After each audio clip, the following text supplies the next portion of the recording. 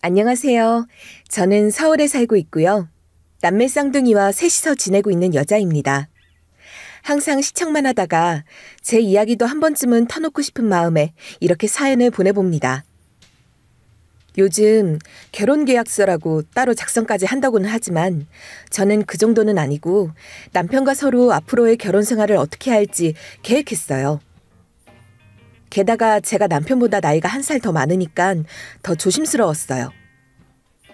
사실 그 정도는 무리한 이야기가 아니잖아요. 그때는 남편도 저에게 아주 흔쾌히 이야기해줬고요. 근데요, 제가 시간이 지나서 이렇게 홀로 쌍둥이 옆에 두고 지내다 보니까 결혼 전에 계약서를 한 장 작성하는 것도 그리 유난스러운 건 아닌 것 같았습니다. 그렇게 저는 결혼 준비를 하게 됐죠. 저희 집에 먼저 인사를 드렸어요. 사실 저희 친정이 시댁보다 부유한 편이긴 한데 혹여라도 남편이 부담스럽거나 불편해하면 어쩌나 했는데 다행히 부모님께서도 편안하게 대해주시고 남편도 큰 부담 없이 잘 만나 뵈었어요. 그리고 시댁에 인사를 드리러 갔어요. 시댁은 옛날 일기 신도시에 있는 아파트에 거주하고 계셨어요. 아버님은 몇 해 전에 돌아가시고 시어머니는 시누이 부부와 같이 살고 계셨어요. 현관문을 열고 들어가니 시누이 부부와 시어머님이 기다리고 있더라고요. 아휴, 어서 와요. 오느라 고생했어요. 편하게 들어와요. 안녕하세요, 어머니. 처음 뵙겠습니다. 유희진이라고 합니다. 시댁 식구들은 저를 온화한 미소로 따뜻하게 반겨주었어요. 식사도 미리 다 준비를 해놓으시고 편하게 식사했어요. 남편은 간간히 저에게 갈비찜에서 뼈도 발라서 먹기 좋게 잘라서 앞접시에 놓아주고 생선도 발라서 주고 저를 잘 챙겨줬어요. 차를 마시면서 어색한 대화를 이어갔어요. 한참 대화 중에 시누이가 하는 말이 승준이가 연상이라고 해서 솔직히 나이 들어 보일 줄 알았는데 디자이너라서 그런지 젊어 보이시네요. 보톡스 필러 이런 거 맞으세요? 제가 당황스러워하자 옆에서 시어머니가 시누이 옆구리를 팍 치더라고요. 아니, 칭찬이에요. 너무 멋지고 세련되고 동안이라서요. 그러니 옆에서 시누이 8살 아들이 제 옆에 오더니 제 어깨를 살짝 톡톡 두드려서 쳐다보니 예비 숙모, 돈 많다면서요? 저 이번에 갖고 싶은 장난감이 있는데 엄마가 예비 숙모 오면 얘기해보래요. 저 사주실 수 있어요? 그러더라고요. 어머, 얘! 엄마가 언제 그랬어?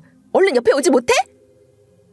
시누이가 당황스럽게 아이를 혼내면서 눈치를 주더라고요. 남편 조카는 그러고는 아무렇지도 않게 뛰어다니면서 놀더라고요. 어머, 아유, 우리 집이 손주가 제 하나라서 좀 오냐오냐 키웠어. 어린애가 한 마리니 신경 쓰지 마. 시어머니는 수습이나 하는 것처럼 당황스럽게 말씀하시더라고요. 그래, 아버님이 의사시라고? 아플 때 걱정 없겠네. 건강관리는 문제 없겠구나. 네, 조그맣게 병원 하나 운영하고 계세요. 아휴, 그럼 이제 가족 되면 우리도 건강 문제는 없겠네. 사돈 분들이 다 의사시니 건강검진은 든든하겠어. 저는 멋쩍게 웃고 말았어요. 남편은 그 말에 수습하는 것처럼 어머니, 아직 결혼도 안 했어요. 그리고 예비장인 장모님께 아직 인사도 드리기 전인데 무슨 건강검진 같은 소리를 하세요? 좀 이상했어요. 이 집은 한 사람이 말하면 다른 한 사람이 수습하는 것 같아 보였죠. 그래도 남편만은 저에게 여전히 좋은 사람이었어요. 그렇게 상견례를 하게 되었는데 어머니께서 저희 부모님께 말씀하시는데 승준 아빠, 몇 년 전에 그렇게 보내고 제가 건강에 좀 예민해지더라고요. 우리 사돈께서 대학병원 교수님이라고 들었어요. 제가 다른 건 몰라도 건강은 잘 체크하고 싶은데 매년 건강검진은 거기서 받을 수 있을까요? 그 순간 갑자기 분위기가 싸해졌어요. 그리고 남편이 또 멋쩍게 웃으면서 어머니께 어머니, 그건 나중의 일이고요. 제가 잘 챙겨드릴 테니 걱정 마세요. 라고 또 수습하더라고요. 순간 부모님과 언니 표정을 보았는데 온짜는데 애써 표정 관리를 하는 게 보이더라고요. 저도 시댁 식구들은 마음에 들지 않았지만 남편 자체만으로는 좋은 사람이라 결혼 결심하면서 물을 생각은 없었어요. 어차피 한평생 매일같이 살 사람은 남편이고 이 사람이 내 편이라면 괜찮을 거라고 생각했어요. 부모님은 탐탁지 않으셨지만 저는 그래도 사이는 좋은 사람이고 마음에 들어하지 않으셨냐고 하고 계속 결혼 진행시켰죠. 상견례가 있고 난 며칠 후 시어머니께서 연락이 왔어요. 그날 내가 그 자리에서 사돈 분들께 무례를 범했던 것 같다. 승준 아빠 그렇게 힘들게 보내고 나니까 내가 다른 건 몰라도 건강에는 예민할 수밖에 없어. 네가 좀 이해해 주렴. 사돈께도 죄송하다고 전해드리고. 시어머니께서 전화까지 하시며 죄송하다고 하시니 저도 더 이상은 생각하지 않기로 했어요. 신혼집은 제가 예전에 청약으로 마련했던 집이 있었어요. 그동안 월세 놓고 월세비로 또 돈 모아서 재테크를 하고 있었는데 세입자 내보내고 저희가 신혼집으로 올수리하고 들어가게 되었어요. 저희 남편은 신혼집값을 보태지 않아서 올 리모델링 비용만 대기로 했고요. 나머지 혼수는 시댁에서 채워주겠다 하시더라고요. 예단은 생각보다 크게 요구하시진 않더라고요. 예단비도 꾸민비하라고 적당히 돌려주셨고요. 제가 3천만 원을 넣었는데 2,500을 돌려주셨으니 가방이라도 하나 사드린다고 했지만 어머님은 한사코 괜찮다 거절하셨고 그런 모습이 솔직히 좀 감동이었습니다.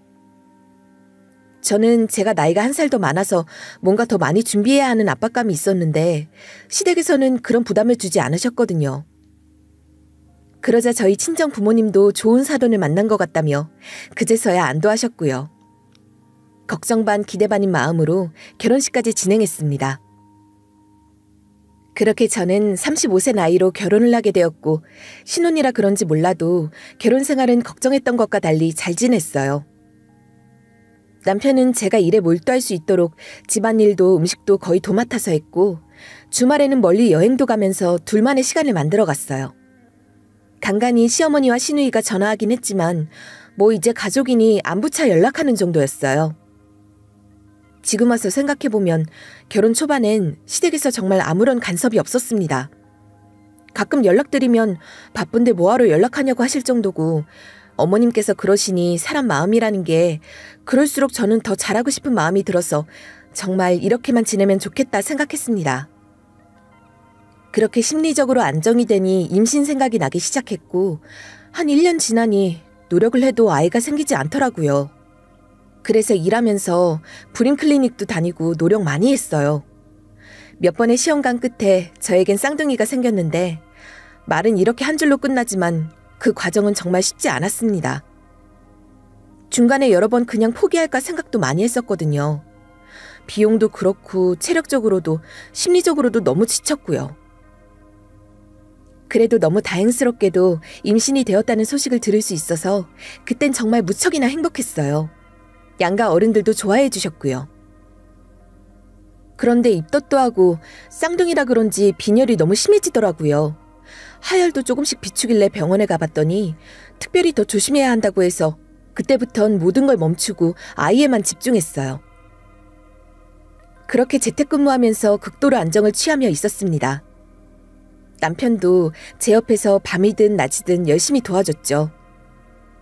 화장실 갈 때면 남편을 깨워야 하고 그래도 아직 신혼인데 이런 모습을 보이는 게 맞나 싶은 생각도 들면서 이렇게 부부가 되어가는 건가 싶었습니다. 그런 시간을 보내니 서로 더 단단해지는 기분이었어요.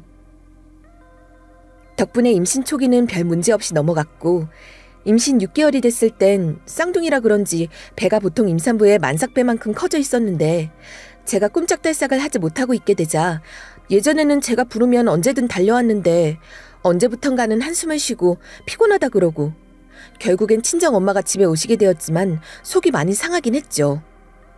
남편도 사람이고 피곤하니 그렇겠다 싶었죠. 근데 변한 건 남편만이 아니었습니다. 시댁에서도 연락이 자주 오더라고요. 시어머니와 시누이가 번갈아 가면서 연락을 하는 일이 많아졌어요. 한 번은 시어머니가 아휴, 내가 요새 다리가 많이 아파서 허리까지 통증이 있는데 너네 언니 한이 언니 어디니? 가서 침 좀 맞잡구나. 저의 건강도 아이의 건강도 아닌 어머님이 본인 다리 이야기를 하시니 순간 무슨 소리인가 싶었지만 일단 대답은 해드렸어요. 어머니, 저희 언니 한의원은 어머님 집에서 가시기엔 좀 머니까 가까운 한의원으로 가세요. 아니시면 정형외과 가셔서 엑스레이라도 찍어보시고 물리치료 받으시는 건 어떠세요? 그럼 사돈네 통해서 예약 좀 해주렴. 내일이 좋겠구나. 그 병원 교수님이시니 빠르게 할 수 있지? 직원 할인 이런 것도 되니? 간 김에 영양제도 맞고 오고. 그래서 제가 어머니, 그냥 동네 병원이 더 빠르세요. 아무리 저희 부모님 백으로 빨리 진료를 보신다고 해도 절차가 있기 때문에 아시다시피 바로바로 되지 않아요. 그냥 동네 병원으로 가세요. 에휴, 의사 사돈이 있으면 뭐하나. 하나 도움 안 되고. 만삭의 몸으로 그런 전화를 받고 있으니 저도 짜증이 솟구쳐서 어머님께 그랬죠. 어머니, 방금 뭐라고 하셨어요? 도움이 안 돼요?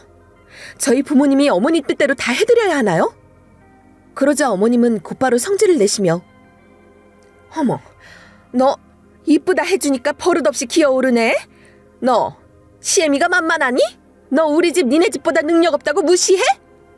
아이고, 내가 며느리한테 무시받고 사네. 아이고, 승준 아버지. 내가 무슨 좋은 꼴을 보려고 여태껏 당신 곁으로 안 가고 이러고 살고 있나 몰라요. 능력 있고 집안 좋아서 나이 많아도 며느리라고 받아줬더니 나를 무시하네. 아이고.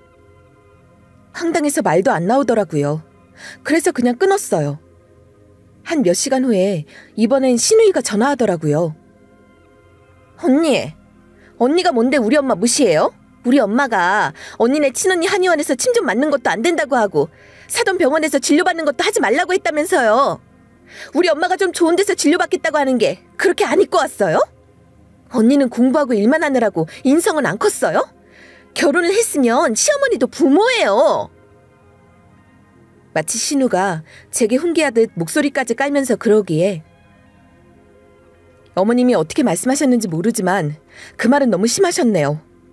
저희 언니 병원은 어머님 집에서 멀어서 가까운 데로 가시라고 했고 아니면 정형외과 가서 엑스레이 찍어보시고 물리치료 받아보시라고 했는데요. 그것도 저희 부모님 병원으로 가시겠다고 하시는 거 아가씨도 아시다시피 대학병원이 동네 병원이 아니잖아요. 예약 없이 당장 진료를 볼 수 있는 것도 아니고 엑스레이 찍고 치료받고 그러면 동네 정형외과보다 시간도 오래 걸리고 비용도 많이 나와서 그냥 동네 병원으로 가시는 게 더 빠르실 거라고 한 건데 그게 무시라고요? 우리 엄마는 그렇게 말 안 했어요. 언니가 언니네 가족들한테 진료 못 받게 한다고 시엄마 아기를 개똥으로 안다면서 무시한다고 했고 언니가 엄마한테 어떻게 말을 했던 우리 엄마한테 그렇게 들렸으면 언니가 그런 의미로 말을 했으니까 엄마가 그렇게 받아들이신 거겠죠. 예의 갖추고 말 똑바로 하세요. 하고는 팍 끊어버리더라고요. 저는 너무 열받아서 바로 남편한테 전화해서 이 사실을 다 말했고 자기가 봐도 시어머니가 뭔가 오해하고 들으신 것 같다면서 자기가 연락드려서 해결할 테니 속 풀고 있으라고 하더라고요. 그리고 다음날 신우이한테 카톡이 왔는데 남편이 뭐라 했는지 신우가 꼬랑지를 확 내리면서 오빠 말 들어보니 엄마가 좀 예민하셨던 것 같긴 해요. 저도 엄마 말만 듣고 언니 오해해서 미안하고요. 엄마도 기분 풀렸고 저도 잊을게요. 그리고 앞으로는 엄마가 오해 안 하시게끔 잘 말씀해 주세요. 그래서 저도 일단은 넘기기로 했죠. 아가씨, 저는 처음부터 오해할 만하게 말씀드린 거 없어요. 그렇지만 잘 풀리셨다고 하니 저도 앞으로 좀 더 신중하게 말할게요. 그리고는 얼마 뒤 어린이날이 돌아왔는데 시댁의 손주가 그 8살 남자아이 한 명이라 아주 애지중지하거든요. 이번엔 신우이에게 전화가 왔어요. 언니, 결혼하고 첫 어린이날인데 우리 준우 어린이날 선물 하나만 사주세요. 언니 돈 많잖아요. 뭐 그래요. 준우가 뭐 갖고 싶대요? 애가 레고를 좋아하는데요. 이번에 어린이날 선물로 레고랜드를 가고 싶다고 하더라고요. 언니가 레고랜드 비용 좀 해주세요. 준우한테는 숙모 선물이라고 할게요. 그래요? 그럼 준우 레고랜드 입장권만 하면 되죠? 언니, 거기 춘천인데 하루 만에 어떻게 가고 애 혼자 들여보내요. 부모인 우리도 같이 가야죠. 레고랜드 하루 숙박권하고 저희 가족 모두 입장권, 그리고 거기서 애 맛있는 것도 사줘야 하니까 경비까지. 사장 숙모답게 시원하게 싸주세요. 애 학교에서 자랑도 하게. 그러면서 마치 저에게 돈 맡겨놓은 사람처럼 말하길래 아가씨, 그렇게 못하겠네요. 그냥 준우 갖고 싶은 레고 있으면 하나 사줄게요. 저 지금 바쁘니까 레고 고르고 링크 보내주세요. 하고 끊었어요. 그랬더니 좀 있다가 시어머니한테 전화가 오더라고요. 얘기 들었다. 결혼해서 처음 어린이날인데 시조카 선물로 레고랜드 보내주는 게 그렇게도 돈이 아까웠니? 어머니, 그게 무슨 말씀이세요? 저 준우 레고 사주기로 해서 고르고 링크 보내달라고 했는데요. 레고랜드는 돈 아까우니 레고로 때우라고 하면서 고르고 링크나 보내라고 했다던데? 넌 어째 한회사 사장이라는 애가 그렇게 속이 밴댕이 속같이 좁니? 우리 집에 손주라고는 준우 하나인데, 물론 곧 손주가 늘긴 하겠지만 일단 지금은 준우 하나잖니. 나이가 많아도 능력이 있어 허락했는데 이거야 원. 됐다, 그냥 안 받으마. 하고 끊는 거예요. 열이 머리끝까지 받아서 정말 김이 나는 듯이 정수리가 뜨거워지더라고요. 그래서 저만 당할 수는 없죠. 제 방으로 와서 남편에게 바로 전화해서 시댁 식구들이 한 짓을 말하며 저도 화를 냈어요. 당신 어머니와 동생이 이렇게 얘기하는데 대체 내가 왜 당신 가족 여행비까지 대줘야 해? 이거 너무한 거 아니야? 내가 밴댕이라고 호구로 생각한 거 아니고? 그리고 어머니 계속 나한테 나이 많다고 하면서 돈 쓰라고 이렇게 스트레스 주시는데 내가 어떻게 받아들여야 돼? 남편은 가만히 듣고 있더니 또 자기가 시댁 가족들에게 잘 얘기하겠다고 하고 끊더라고요. 그리고 나서 저녁에 신우이가 문자 보내면서 시조카가 이거 갖고 싶다고 한다며 레고 링크 하나 보내더라고요. 근데 그게 50만 원짜리였어요. 더 이상 싸우고 싶지도 않아서 바로 구입해주고 보냈네요. 그리고 이번이 처음이라 이 정도의 금액으로 사주지만 나는 어린아이가 이렇게 비싼 게 왜 필요한지 모르겠고 다음부터는 적당선의 가격대에서 사주겠다고 했어요. 또 뭐라고 연락 올 것 같았는데 웬일인지 알겠다고 하더니 어린이날 선물 고맙다고 하더라고요. 그래서 답장 안 했어요. 그래도 일단 남편은 제가 하는 말에 귀 기울여주고 중간에서 정리를 하는 듯 보여서 그래서 넘어갈 수 있었어요. 일단 무엇보다 임신 중이었기에 더 뒤집을 수도 없긴 했고요. 그렇게 얼마 뒤 출산했어요. 아이들은 여자아이, 남자아이, 남매 쌍둥이였어요. 예정일보다 일찍 태어나 인큐베이터에 들어가서 중환자실에 좀 있었는데 시댁 식구들도 이뻐라 하긴 하더라고요. 그러다 같이 아가 보러 내려갔는데 에구 아가들아, 뭐가 그리 급하다고. 엄마 뱃속에서 좀 더 놀다 나오지. 엄마가 노산이라 더 품고 있기 힘들었나 보네. 엄마 집이 튼튼해야 애들도 더 커서 나오지. 태어나자마자 이게 무슨 고생이람. 어머니, 지금 저희 아이들이 여기 있는 게 제 잘못이란 말씀이세요? 그럼 아니니? 네가 품고 있다가 나와서 이렇게 세상에 나오자마자 콧줄 꽂고 있는데 네가 좀 더 조심했어야지. 너 때문에 이렇게 된 거니까 병원비는 네가 알아서 하거라. 이 와중에 남편을 봤는데 못 들은 척 딴청을 부리더라고요. 그때 옆에 있던 중환자실 간호사 선생님께서 듣다 못해 말씀하셨어요. 할머님, 아기가 여기 이렇게 있는 건 산모님 잘못이 아니에요. 그동안 품고 이렇게 예쁘게 낳은 것만으로도 산모님 정말 잘해오신 거예요. 아가들 좋아지고 있어요. 조금만 여기서 집중 치료하면 건강하게 태어날 수 있어요. 그런 말씀은 다른 산모님들 듣기에도 좋지 않아요. 간호사 선생님 일침에 어머니는 아무 말도 못하고 계시더라고요. 주변 아기 부모님들은 어머니 째려보고 계시고 어떤 아빠는 뭐라고 한마디 하려다가 옆에 산모가 말려서 참았어요. 오히려 제가 죄송하다고 대신 사과드렸고요. 친정에서 산후조리원은 좋은 곳으로 해주셔서 한 달 동안 있으면서 몸조리 잘했어요. 아가들은 병원에 있어서 하루에 한 번씩 아기들 보러 갔고 산후조리원 간 지 한 2주 지나니까 아기들도 건강해져서 태어날 수 있게 되어 같이 산후조리원 와서 젖도 물리고 건강하게 잘 지냈고요.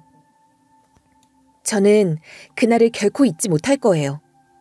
산후조리원에서 한 달을 꽉 채우고 드디어 집으로 가는 날이었거든요. 새벽 같은 밤을 여러 번 지새우며 드디어 집으로 돌아간다는 생각에 마음이 설레면서도 긴장됐죠. 두 아이를 데리고 처음 집으로 들어가는 날이었으니까요. 당연히 남편이 저를 데리러 올 줄 알았지만 출장 때문에 저보다 먼저 들어가지도 못하고 친정 식구들과 함께 집으로 가야 했죠. 그렇게 친정엄마 아빠와 함께 집에 도착했을 때 정말 말도 안 되는 광경이 눈앞에 펼쳐졌습니다. 현관문을 열고 들어가니 온갖 물건들이 널브러져 있고 이미 여기저기 어질러져 있었어요. 이게 뭐지? 싶었죠. 남편이 잠깐 집을 정리해두지 못했나 보다라고 생각하면서도 기분이 조금 상하더라고요. 그런데 그게 끝이 아니었습니다. 안방문을 열고 들어갔을 때 그야말로 충격 그 자체였어요. 시어머니가 안마 의자에 앉아 안마를 받고 있고 시누이는 시조카와 침대 위에서 과자를 먹으며 음료수를 마시고 있었어요. 침대 위에는 과자 부스러기가 가득하고 시조카는 여기저기 기어다니며 과자 부스러기를 발로 밟고 있었죠. 순간적으로 정말 아무 말도 나오지 않았어요. 제 친정 식구들도 함께 그 광경을 목격했는데 모두가 멍하니 서 있었죠. 시어머니가 제가 들어오자마자 놀라지도 않고 너무나도 태연하게 말하는 겁니다. 어머, 우리 손주들 왔구나. 사돈 안녕하셨어요? 너무나도 자연스럽게 저희 친정 부모님께 인사까지 하시는 거예요. 그 순간 머리가 하얘지면서 어떻게 이 상황을 처리해야 할지 모르겠더라고요. 저는 겨우 정신을 차리고 시어머니께 물었습니다. 어머니, 지금 저희 집에서 뭐 하시는 거예요? 그랬더니 시어머니는 오히려 당당하게 너 애기들 데리고 집에 온다고 해서 와 있었지. 승준이가 비밀번호도 알려줘서 청소도 하고 집 관리도 해줬는데 고맙다는 말 한마디 없니? 라는 거예요. 제가 순간적으로 너무 황당해서 말문이 막혔습니다. 이건 뭐 말이 안 되는 상황 아닌가요? 제가 집에 오기 전에 미리 이야기하지 않았다고 저를 탓하는 시어머니의 태도에 화가 머리끝까지 났습니다. 그래서 저는 더 이상 참을 수가 없어서 목소리를 높이게 됐어요. 어머니, 여긴 제 집이고 제 방이에요. 이게 무슨 행동이세요? 그러자 옆에 있던 신우가 불쑥 끼어들어 저에게 불만을 털어놓기 시작했어요. 언니, 우리가 여기 있으면서 청소며 빨래며 다 해줬어요. 고마운 줄도 모르고 왜 이렇게 화내는 거예요? 라고 말하는데 정말 어이가 없었죠. 고마워하라니요? 제가 청소를 부탁한 적이 없잖아요.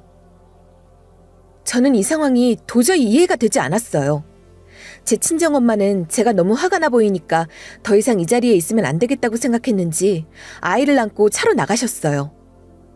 그 모습을 보면서 제 마음은 이미 한계에 다다랐습니다. 저는 시어머니와 시누이에게 더 이상 참을 수 없다는 생각에 현관문을 닫자마자 본격적으로 따지기 시작했죠. 어머님, 남편이 비밀번호 알려주셨다고 하셨는데 그게 말이 되나요? 제 허락도 없이 왜 제 집에 들어오시고 저희 방에서 이런 행동을 하시는 거예요? 시어머니는 한숨을 쉬며 내가 사돈들 보는데 얼마나 민망했는지 알아? 네가 집에 올 때 미리 말을 해야지. 왜 그렇게 눈치가 없어? 라고 말하는 겁니다. 그 순간 저는 더 이상 참지 않고 이야기할 수밖에 없었죠. 지금 눈치가 없으신 건 어머니세요. 왜 제 집에서 이러고 계시죠? 이 집안 꼴을 보세요. 그러자 시누이는 갑자기 제 앞으로 다가와서 기름 냄새가 진동하는 상태로 말하더군요. 언니, 집안 꼴이 어때서요? 내가 엄마랑 여기저기 왔다 갔다 하면서 집을 다 관리했어요. 청소도 하고 빨래도 하고. 그런데 왜 고맙다고 하지 않고 이렇게 화를 내세요? 저는 너무 황당해서 어이가 없었어요. 정말 같은 한국말을 쓰고 있는 게 맞나 싶을 정도로요. 시누이가 나에게 고마워하라는 소리에 머리가 지끈거리기 시작했죠. 제가 무슨 말을 해야 할지 생각도 하기 전에 화가 나더라고요. 아가씨, 내가 청소해달라고 한 적 있어요? 제 허락도 없이 왜 우리 집에 와 계세요? 그리고 이 침대에서 과자 부스러기를 흘리면서 뭐 하시는 거예요? 그랬더니 시누이는 저를 슬쩍 쳐다보며 당당하게 말했어요. 언니, 어차피 애들 키우다 보면 지금처럼 깔끔하게 살지 못해요. 이제 쌍둥이잖아요. 저는 그 말을 듣고 더 이상 할 말이 없었어요. 쌍둥이를 낳은 건 나고 키워야 할 사람도 나인데 왜 이렇게 뻔뻔하게 굴 수 있는지 이해할 수 없었죠. 그때였습니다. 현관문이 열리더니 남편이 퇴근해서 들어오는 거예요. 그 순간까지 가득 차 있던 제 분노가 남편에게 집중됐어요. 정말 불타오를 정도로 남편을 노려보았죠. 남편도 제 눈빛을 느꼈는지 깜짝 놀라더니 거실 상황을 쓱 둘러보고는 느긋하게 말하는 겁니다. 뭐야? 애들은 어디 갔어? 당신 혼자만 온 거야? 애들은 아직 병원에 있는 거야?